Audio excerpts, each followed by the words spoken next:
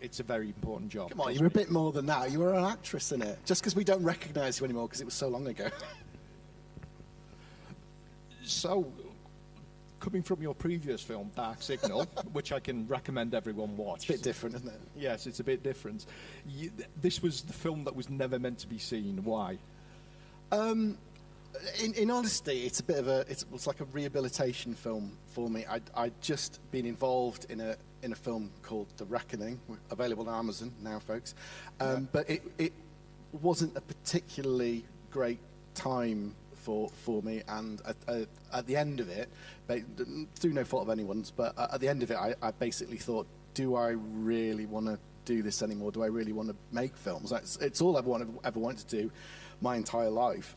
And so I thought, I need to kind of get rehabilitated, and I need to make a film just for the love of making films, and and I used to make films with some of the people in the audience. It's Sean and Helen and a few other people. We used to make films when we were kids, and I just thought I'd love to do that again and just get back to basics and do something that is Discovering your roots. Yeah, well, it's just fun, and it doesn't matter if nobody likes it, and you can reference some of the half star now. It doesn't matter if somebody in SFX magazine gives it half a star. Yes. It's just pure fun. And so the plan was just, obviously the film had no budget, zero budget. It's got zero actors, professional actors. It had zero professional actors, but not actors. Yeah, he probably would. Zero crew. It was just me and a camera, and occasionally Chad holding a microphone. There he is there. But yeah, it was just a lot of fun, and we got together. Sadly, there was the COVID hit right in the middle of it, and that sort of scuppered a lot of our plans. It wasn't ready as quickly as we'd wanted. But yeah, but I mean, it's obviously it's a portmanteau, so that would have. Actually, that's what saved us. Yeah, you could have disconnected from shooting certain things and just wrapping one story and then going to the next one. Yeah, and it's lucky we didn't have to come back, because I mean, you probably can barely recognise these guys from the film, and they've grown so much. So I think they've all stretched a bit. I think Annie's like 2 foot taller, and they've all been through university and everything now. So yeah, it's quite a difference. Yeah. It must be said that Edward's first film, Infestation, is the only film ever to get half a star in SFX magazine. It's quite an achievement. Which, to be honest, is an achievement, you know. And is it really that bad? No, it's probably just. You haven't seen it, have you? And I don't want to spoil the mystique around it. But yes, I think that's the thing. Though it's a good reference, because everything that we've ever done has been done in, with hardly any budget and just a lot of heart, and a lot of people pulling together to do something. And then I think it's punched slightly above its weight, and it's gone out there in the world where it's died a horrible death. With people going, well, this isn't a $200 million film. Yeah, precisely. It wasn't a $200 million film. But there are plenty $200 million films where the people have walked out thinking, where was the $200 million spent? Yeah. Well, there was literally no expense spent on on House of Horace, so you got your money's worth. yeah, and arguably, it looks good, you know. Yeah, well, that was one of the. I took the money that I'd made from The Reckoning, and I got some camera equipment, and I thought, right, I'm just going to do my own thing now. So that was one thing that came out of it. It paid for the equipment. Moving on to some of the film locations, I mean, I was quite pleased seeing the Greenfield Valley up there. And I remember when Chad sent me the screen, I was like, oh, I used to play there when I was a kid. Yeah, they were very kind letting us film there. And, of course, that adds a load of value, because we weren't even considering doing a period one, because that costs huge amounts of money. But obviously, it's a living museum. It's all set up. Yeah. And we'd done some filming for them, so it was a bit of we could get in there, film a bit, and then get out again. And it was literally the next weekend was lockdown, wasn't it? It was lockdown COVID. So we just squeezed in there. You obviously filmed it as a portmanteau, because it's a lot easier to do small self-contained stories. But one thing I noticed about it is a lot of the stories were kind of an inverse of what you would expect them to be. Initially being you thought you were like you thought you were following a seance, but you were actually following the ghosts and the like. Yeah, I thought that was kind of the thing we were going for, which is to sort of take. I mean, I love all those films. Obviously, Yeah.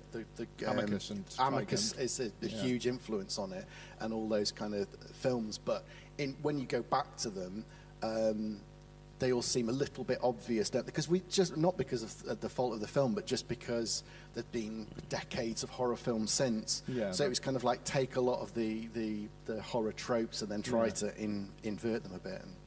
Yeah, the Horace Finkelwick. How much of you is in Horace Finkelwick? Be honest. See, now, originally I thought very, very little. But apparently people see it and they go, oh, it's Ed just playing himself. So I mean, up on screen, you seem to be enjoying that yes. a little too much. Someone referred to me as Camp Orson Welles. I don't know about that. I was saying that... I didn't think camp. The outfit and the cape should definitely come back as a fashion Yeah, accessory. I may start wearing a cape full time and a fedora. Honestly, who would think like wearing a cape? Come on. It's my look. No other look suits me, so I'd wear a cape if I could get away with it. Dress as Dr. Death. Yeah, well, as I was going to say, it looked very similar to Vincent Price's Dr. Death garb from Madhouse. If only. So, I mean, obviously, with it being basically no budgeted, how was a lot of the props sourced and the costumes sourced and everything?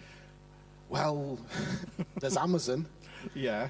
Amazon next day delivery comes useful. And again, a lot of it is just sort of like beg, borrow, and steal kind of stuff. I'm a bit aware I'm hogging the microphone here, so I don't know whether we want to put it out. Martha, have you got anything to say about the filming of your segment? You were the little girl under the bed, weren't you? And that was creepy. In the bed for most of it. So, what did you think about filming that? Of course, I was a lot younger, and I couldn't get under that bed. It had horse hair, so no, that's not for me. But I think that that he did very well to make the film, and I think the next one will be a lot better because the next one, yeah. So the next one will be a lot bigger. You still got the dress? Yes, Did you get it out for social occasions? Yeah. I think it's still in the wardrobe, isn't it? Yeah. No. Did you think the plague doctor was creepy?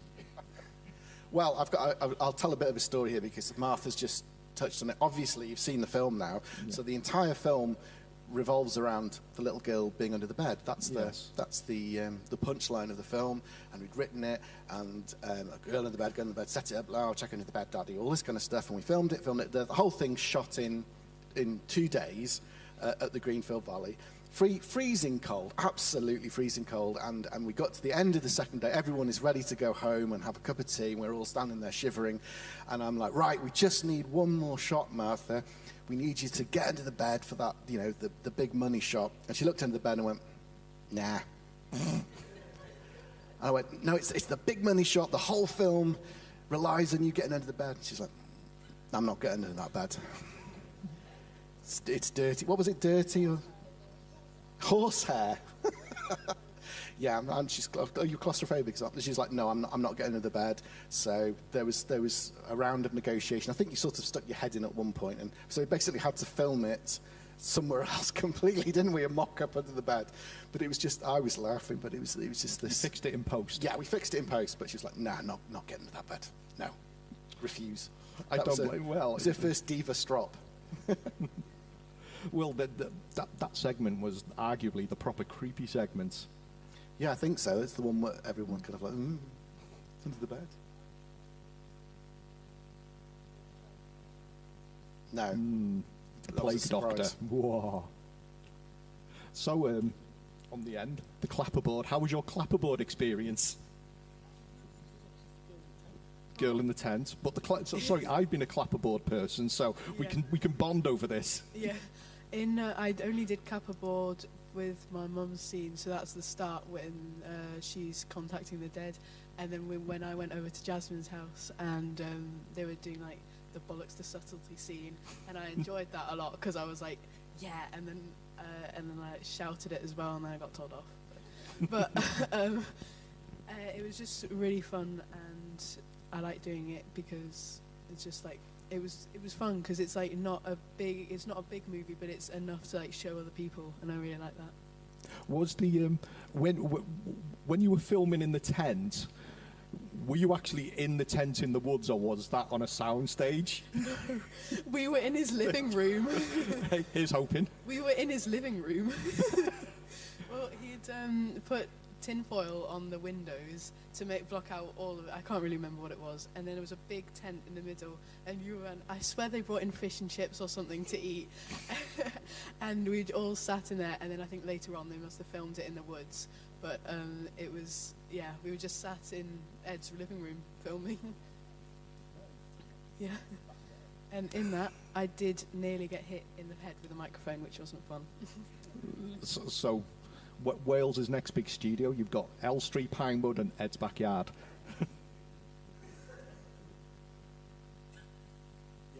Yes. Yes. Yeah, so it was. You do anything you can to make things easier. So Yeah. it was just, we set the tent up in my living room, blacked out the windows, and pretended we were in tent, and then went and filmed it in my parents' backyard, in their garden, for the exteriors of the tent, and that was enough night shooting for me. I don't want to do any. Oh yeah. It's all right when you've got a crew, but when it's just you're on your own, stumbling around in the dark, it's absolutely no fun. Very Blair Witch. Yes. We got a couple of questions from, first of all, Dylan. Hi, Dylan. Chat. Oh.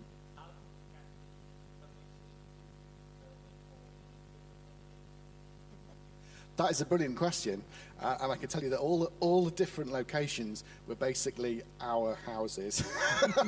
So getting permission was quite easy. I think that the most obviously Greenfield was the one that we had to get the most permission for. Big and Theatre like I said, Clwyd. we've done some filming there. Oh, St Asaph Cathedral as well, yes. Yes, although they probably won't want to broadcast the fact that we filmed a bit there. But yeah, it's basically we've done some filming for people, and then they kind of repaid us by letting us shoot a little scene there. And then yes, the last one was the Scala, the dressing room in the Scala cinema. Oh, in Prestatyn. Yeah. Grab the old film posters. They can go for a fortune on eBay. It's too late. I was there when they cleared out the Apollo in Rel. No, They've all gone. Oh, cool. Ali's got a question for Edward. What was it like working with family and friends? I genuinely loved it because that's how I started. Yeah. And On everybody. Well, no, before that, Yeah. even before that, we were making films when we thought it was normal to be getting together for our summer holidays and making a little film, and we did that from about the age of, 16, 17 onwards. It was, it was magic to be back with those people again. And I think the further I get away from that experience of just making little films with my friends, the more magic it seems. Because, obviously making a film with a crew and a budget and all that stuff is great. But it's no substitute for people who want to be there, are having a great time and loving it. That said, go on, you tell me, what was it like working with your mum? There was a lot less pressure, so like if you messed up the line, it wasn't like, oh, everyone's going to judge me or whatever. And it was definitely an experience, and it was a lot of fun. And like the bloopers are absolutely hilarious and everything. So that part was really good. Of course, never done anything like that before. I just think it was just a nice sort of space to do everything. And Have you been bitten by the acting bug? Pardon? Have you been bitten by the acting bug? No. Oh, I would do a second one, but I think that definitely. House of Horace 2. Definitely. The Return Looking Ring. forward to that, Ed. What was it like? I liked it. Except for going under the bed.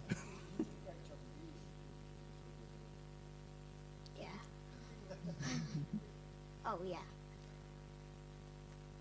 And would you return to the role since you've still got the dress?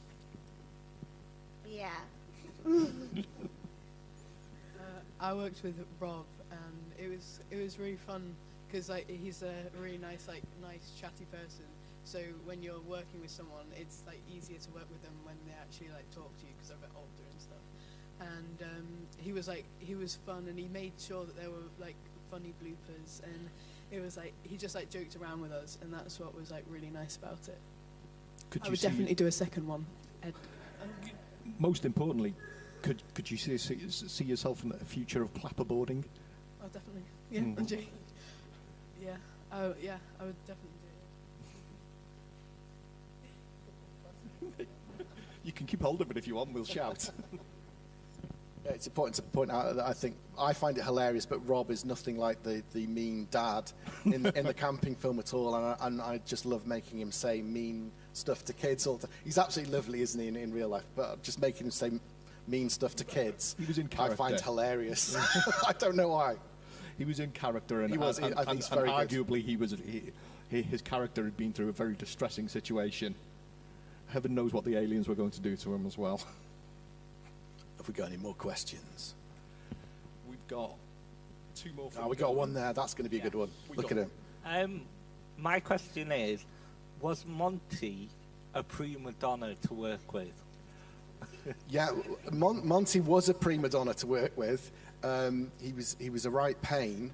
To be honest, the most difficult thing with Monty was finding the right Monty at the start, because. How did you find? Well, that's just an eBay thing, isn't it? But it's a lot of hours spent on eBay going which. Because I think originally I just thought I'll probably be only able to get a glove puppet or something like that. Yes. And being a fan of Dead of Night, I thought, I'd love to get an old ventriloquist dummy. Yeah. So that was sort of stuck on eBay for weeks looking for one. How much did he cost? Let's not go into that. Oh dear. Arguably the highest paid actor. That's it. He was the highest paid actor in the production. Yeah, but he was worth it. He was worth it. And Ellie? Is Monty available for Panto? For Panto, I think he'd love to do Panto. I definitely think I can see him doing the Widow Twanky or something like that. We're going to open it up for questions to everyone else. Hand. Hello. Hola. Testing. Hello. Okay, we're back. Hi. First of all, sincerely, congratulations on the film, guys. It was really good. Really. Oh, thanks. I think it's like a nice gateway to younger audiences to get them into horror as well. We're calling our film a gateway drug. Yeah. I love it though. It's addictive. Hence, we're going to start petitioning #House of Horace 2. We'll get that trending. There's a lot of talk about a sequel here. I don't know. Yeah. I was curious with. You said it was a rehabilitation project for you, Ed. And I'm sorry to hear that you didn't have that good of an experience with The Reckoning, and that kind of left you with a bit of like a deflated feeling. I was just curious, after making this, surrounded by friends and family, and hopefully realising that it's had a good reception to an audience, even though it was never meant to be seen by an audience. How do you feel after that rehabilitation project? How do you feel personally in regards to filmmaking? Oh, it's definitely worked. I mean, it just reminds you. You do end up thinking, why am I doing this? I think the big thing with The Reckoning was I didn't get to do a lot of the stuff that I love to do on a film set, which is go on a film set and hang out and meet people and poke all the props and go, oh, that's not a real building, it's a set, and all this sort of stuff. I didn't get to, for one reason or another, get to do that. I definitely do feel that the project's worked though, because it rekindled my love of filmmaking, which is, I was worried for a second there that it had gone. Vanished.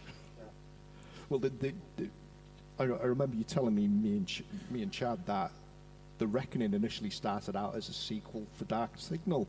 Well, no, it wasn't a sequel, but it was definitely going to be what I was going to follow it up with. Yeah. And one thing or other goes off in a different direction, but then it kind of you think, well, what am I going to do? And you know, I still think Laurie Wolf should be revisited. well, yes, sadly, I don't think there's enough demand for that. There's more demand for a House of Horrors sequel at the moment. Well, there we Dark go. Signal 2. Yeah. Too Dark, Too Signal. Yeah. Monty's Revenge. Have we got any other questions? Oh, Ellie again. Anyone aimed at our cast here? Well, I got a couple from my sister. Do you limit yourself to horror genre? Well, I don't think so, but I hopefully there was a bit of comedy in there as well, which Yeah. Oh, yeah. hopefully you didn't think it was all too serious. But yeah, it's good. I think they're two genres that go very well together because they both rely on setup and punchline, basically. And Subverting expectations. yeah, and hopefully in that sometimes there's situations where maybe you're expecting something scary and something funny happened, or something funny to happen and something scary happened. But yeah, they're also the two genres which you can't intellectualize. You can't, if you don't find a joke funny, you don't find a film scary, you can't be sat down by a friend and go, no, you just didn't get it. I'll have to explain it to you. You either you react to it or you don't. So in that respect, it's great fun to try and get a reaction. If you don't get a reaction, obviously it's horrifying. Believe me, I was sat there going like, no one laughed at that joke. No one did. No one jumped at that finished. Sketch. Yeah, it's like, you can't help it. It's as someone who's made stuff and. But but when you do get a reaction, you're like, yes, yeah, it's great. Think of this as a test screening. Yeah, it was brilliant, and it was, thank you so much for coming to see it. Like we keep saying, it wasn't ever meant to be a film that was screened to the public. It was just for us, and we're a very kind, appreciative audience. That you really sort of got into the swing of it. So thank you very much for coming to see it. Any more questions? Oh, Ellie again. What inspired you into this line of work? Well, just down the street from here, where there's now Apollo Bingo. It used to be the Apollo Cinema. Yeah, didn't it? And I remember suppose that. here in Rill is where it all began. My grandmother used to take me to the cinema there, and that's it. Didn't need I say any more? I think I was just the right age to get hit with a load of what I still would consider great films at a very young age. Everything from Star Wars and Indiana Jones to Back to the Future and things like that. But although I always go back to the Dark Crystal. Have you ever seen that? With yes. Jim Henson one has been like a seminal moment because I so desperately wanted to see it as a little kid, but it scared the ever-loving crap out of me. Kids love to be scared, though. Exactly, and I was just sort of frozen in fear watching it, but it was skepticism. Yeah, it left an impression on me. So yeah, that's where it all began. I would say. Do you want to answer that as well? And as well with your films, like so you just made Dark Signal and stuff, and because it was such a, it was an 18, wasn't it? Was it an 18? So obviously we weren't allowed to watch them, and I was really intrigued into your work. So I was like, hey, can you make one with us in? So that's started with that. Yeah. I remember when we were filming the one with Terry Canty and Sean and my dad. I remember I had Monty and I put him in my brother's car seat. What? Oh my god, yeah. I took him and of course we were filming in near someone's house, and then I remember we got McDonald's. Jasmine was jealous, so. What did Monty have? I think Monty went with them to get something, and but yeah. So I remember putting him in the car seat and playing with him when I was like, it wasn't even that long ago. I think it was 2021. I don't really know, but yeah, 2020. So yeah, I think everyone did amazingly, and of course, thank you everyone for coming. I do have one story that we were talking about in the car when we were coming down, and I think Tom would really, really want me to tell you this. So, when we were filming, I think it wasn't. I'm not sure when it was. It may have been through a take. It may have not. but we were in the tent, and because it's quite a closed area, and it was really hot. So, and then he proudly tells everyone that he farted in the tent and stunk it out. So I thought you might want me to tell. Yeah. So yeah, it was fun, and there were laughs in there. That was really good. It was really weird seeing my house and stuff, and like Terry driving around in our car, and it's like, oh my god, that's my charger in the glove compartment. So it's really weird, like seeing like things from my life that are also on the screen as well. But yeah, so it was that was really cool as well. Yeah. So you'd recommend it as a bonding experience for families and friends? Make a film together. Yeah, I think so, because you get double the fun and pleasure, really, because obviously you get the fun of a lot of the ideas from it came from stuff that these guys shouted at me, do this, and I think it was Tom in the audience like years ago was like, I want to have just be a head, I don't want to have any body, and so I had to kind of like work that into the story and things like that, and so you get that fun of kind of like brainstorming, then you get the fun of like being on set and making stuff together, then of course you get the big fun at the end, which is watching it and seeing what you've done. And yeah, we had a little premiere in Tummanant in Denby, and yeah, that was an amazing evening. Family and friends. And friends. It was great. The world premiere. It was the world premiere in Denby. Were tuxedos worn? I did, yeah. Formal dresses, but that's part of it, isn't it? It's kind of your own little kind of your own little world, and Hollywood came to Denby. So that's what you've done in lockdown. Yeah. Oh yeah, I did little Oscars for everybody as well. Have we got any more questions?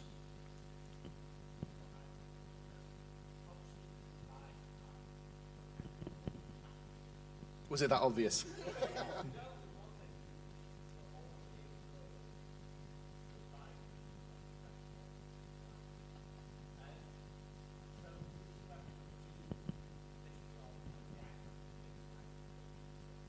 I'll open this up to the gang.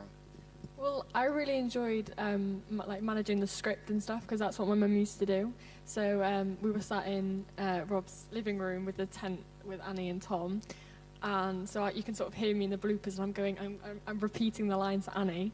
So I think if I was to go into it, I think quite a lot of my scenes are a bit cringy, and my lines are a bit like, oh my god, I found it. But it's quite cringy. But definitely, I did enjoy running through the script with everyone, making sure it was all good and that we were all doing everything that we were supposed to be doing. But yeah, it was really, really, really good. But I don't think I'd go into proper, on screen. You'd see me. I'd sort of be in the background. So yeah. When, of course, Terry Canty, my dad, of course, when he had that gun and he was running off, we thought it would be a meme, didn't we? Yeah, it was hilarious when it was in the premiere. But when you see films on like television now, like Harry Potter, of course, when you actually make a film and when you're in it, you understand like more of it. Like it goes like, you know what, like because there's a lot of like stuff behind it, like all them stuff like the watch and the bottles and everything. Of course, in that box at the end, it all comes up in one big story. So I think I would definitely do it again. A lot, like I would definitely do it again. But of course, when I was younger, when we were practicing the lines, I was freezing. I was absolutely cold. So we brought blankets. We brought all kinds of things. So like when you think with all these like film shots and like with Harry Potter, when they go into the water and stuff, when Harry's in the water, you know when it's like freezing, and you know now that you do. Oh, it's crazy, and yeah. So yeah.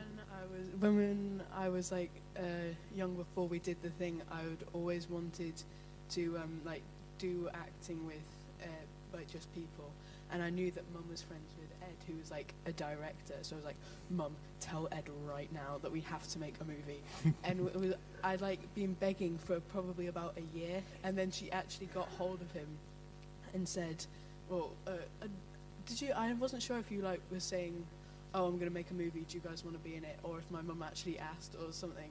But then we all ended up getting together, and it was really nice to do it with everyone, because although I didn't know you two, but like it was all the adults coming together again, and that was really nice. So you make new friends, and they also have like more memories as well, and it was really, really good.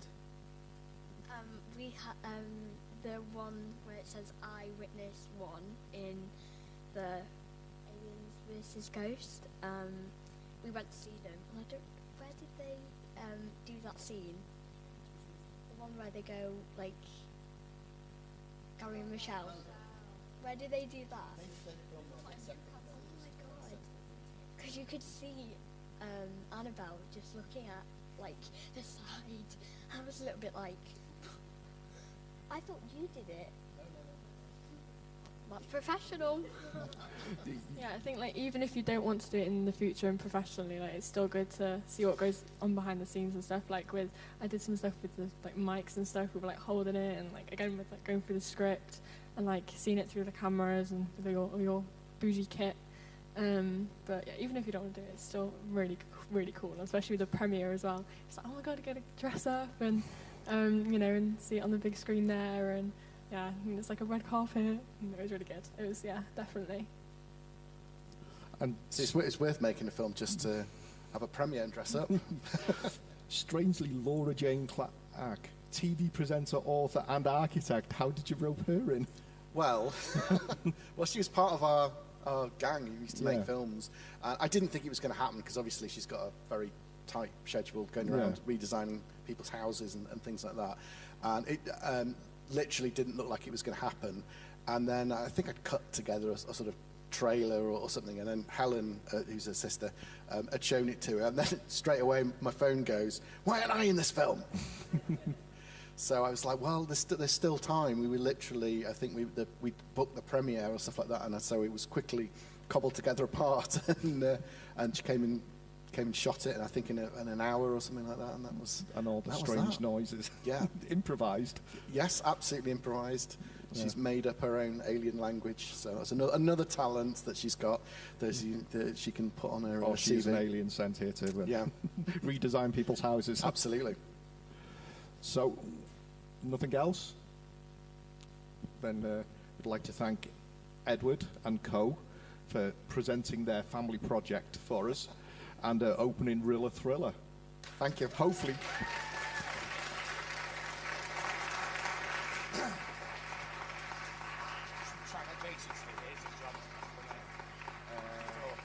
Hello.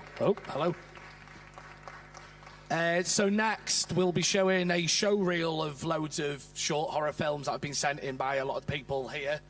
You've got Aaron, who I can see there, his film's in it. And then you've got Mark from Hellbound Media at the back. Yeah, it's just from local filmmakers, so I hope you all enjoy it.